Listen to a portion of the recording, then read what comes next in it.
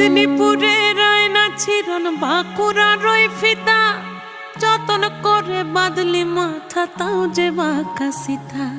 মেদিনীপুরে রায়না ছিরন বাঁকুড়া রই ফিতা আর যতন করে বাদলি মাথা তাও যে বাঁকা সিথা।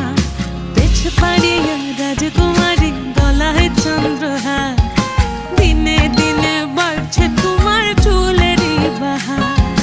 পেছ পাড়িয়া